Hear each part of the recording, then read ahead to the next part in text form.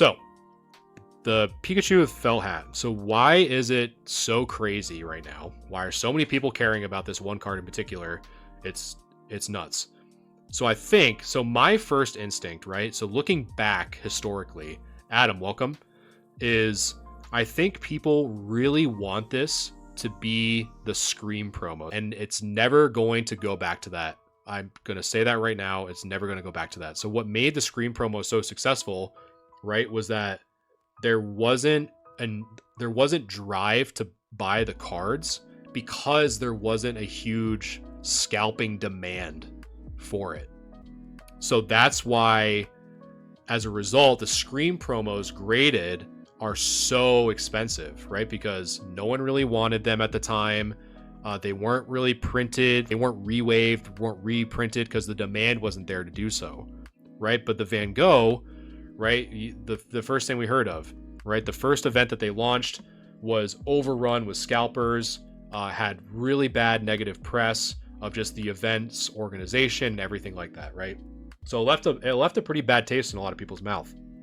So as a result, what happened, and I'm looking at this data from TCG Player, in the last 3 months, it dropped from being around $155 near mint to almost $88. So after 3 months, having it tank that much is a good reflection of the market's view overall of this card.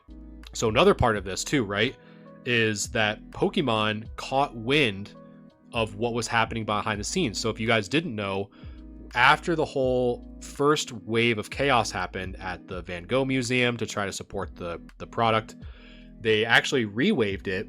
But unfortunately, local game store owners or employees were starting to sell these promos on the side, which resulted in, again, that perpetual motion of reselling, reselling to get a quick buck, right? Because, oh man, another art promo, it's going to be Scream, I'm going to make a ton of money. Where in reality, that's just not the case. So Pokemon caught wind of this, right?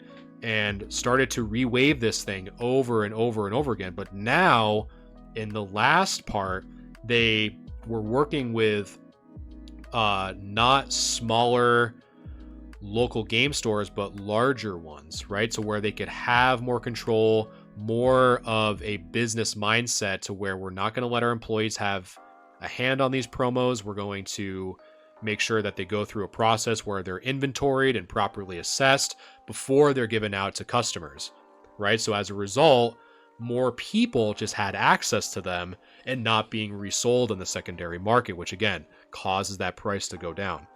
So even though the event was rocky, there's so many learning opportunities that Pokemon probably should have taken in the beginning, but chose not to towards the end.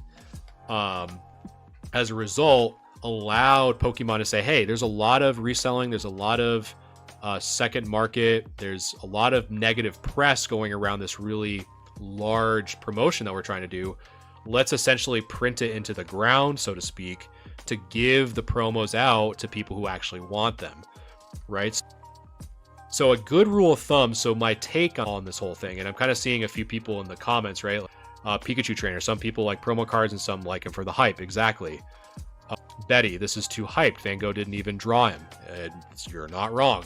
So there's a lot of hype from these resellers and second market that Pokemon, I felt, finally caught wind of it in a sense, to say like, hey, we now have the power after COVID. We have our supplies up, we have our production up, we have more production just overall, to where they're like, yeah, we'll just print it into the ground, essentially. Not literally print it into the ground, but print more of them to meet that quote unquote demand, which causes that secondary market price to go down to a point where they, it's a balancing act, right? Because they want the card to do well in the long term, but not print it so much that the supply oversees the demand, right? So if anyone's kind of looking at the Van Gogh Pikachu and thinking, hey, will this be a good quote unquote investment in the long term?